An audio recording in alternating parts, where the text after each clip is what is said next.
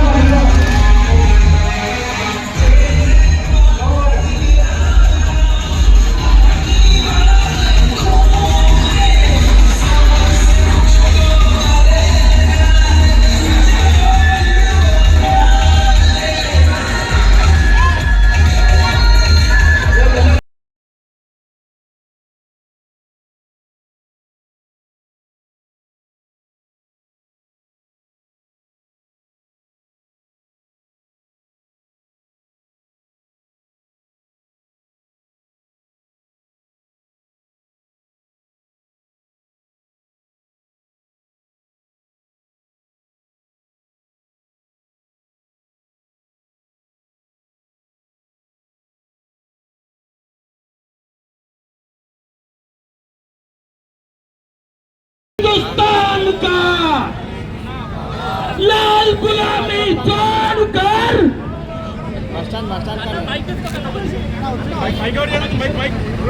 Hello Pahalgam తర్వాత ఇక్కడ 2 bomb blast Hindu ముస్లింల మధ్యలో పోరాటం మొదలు పెట్టాలని అది బ్రేకింగ్ న్యూస్ నేను ఇప్పుడే విన్నాను. అయితే దుర్మార్గులు వాళ్ళు పోరాడితే మతంను ముంగట పెట్టుకొని పోరాడతారు, వాళ్ళు సంపుతే మతంను చూసి చంపుతారు. బిడ్డల ముంగట తండ్రిని చంపుడు, భార్యల ముంగట చంపుడు. భారతదేశం మనం మతము పెట్టుకొని కొట్లాడము, ఎప్పుడు కూడా కొట్లాడము.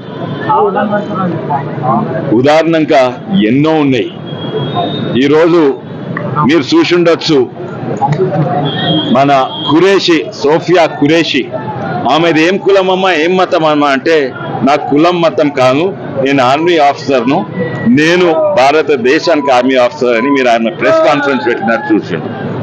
అదే కాక ఇంకొక చిన్న కథ చెప్తా. అదే కాక యస్కితా హత్వాల్ త్యాగి అని ఒక మహిళా ఆర్మీ ఆఫీసర్ కార్గిల్ వార్లు ఉండే. ఆమె గర్భిణీ స్త్రీ 4 నెలలు ఉన్నా కూడా కార్గిల్ యుద్ధంలో పోరాడింది, కార్గిల్ యుద్ధం గెలిచిన. ఆమె చెప్పేది ఏంటంటే, మా దగ్గర నేను భారతీయులమంటే నేను భారతదేశంలో పుట్టినందుకు కాదు, భారతదేశం నా గుండెలు ఉన్నది. మీరు నమ్మలేరు, మన ఆర్మీలా పక్కకే మసీదు ఉంటుంది, పక్కకే చర్చ్ ఉంటుంది, పక్కకే గుడి ఉంటుంది, లౌడ్ స్పీకర్ గురుద్వారా ఉంటుంది. ఎవ్వడు కూడా ఇంకొన్ని బాధ పెట్టేటప్పుడు లౌడ్ స్పీకర్లు పెట్టరు. ఆమె అనేది ఉందంటే నిజంగానే వాస్తవం. మన భారతీయులు ఎందుకంటే మనం కేవలం ఇక్కడ పుట్టినందుకు కాదు, అది గుండెలు ఉండాలి. ఆర్మీలా కొన్ని ఉదాహరణలు చెప్తున్నది. కెప్టెన్ హనీఫుద్దీన్ అని ఒక ఆర్మీ కెప్టెన్. హనీఫుద్దీన్ అంటే ముస్లిమే కదా. ఆయన యుద్ధ ప్రతి రెజిమెంట్ అని ఉన్నది. ప్రతి ఆర్మీల ప్రతి రెజిమెంట్ కు ఒక వార్ క్రై ఉంటది, యుద్ధ బేరీ ఉంటది, అది మోగుతాయి. ఇక్కడ తను బీహార్ రెజిమెంట్ లా కెప్టెన్ హనీఫుద్దీన్ రైఫిల్ పట్టుకొని ముంగట ఎరిగిన పాకిస్తాన్ మీద. ఆ బీహార్ రెజిమెంట్ వార్ క్రై అంటే బోలో బజరంగ్ బలికి జై అనుకుంటా తుర్క్ ఆఫీసర్లు దాడి చేస్తారు. మనం ఎప్పుడు కూడా ఏ దేశంలో కూడా ఉన్నది. ఇక్కడ మేజర్ షెకావత్ అని 22 గ్రెనేడియర్స్ అన్న బెటాలియన్ ఉంటుంది.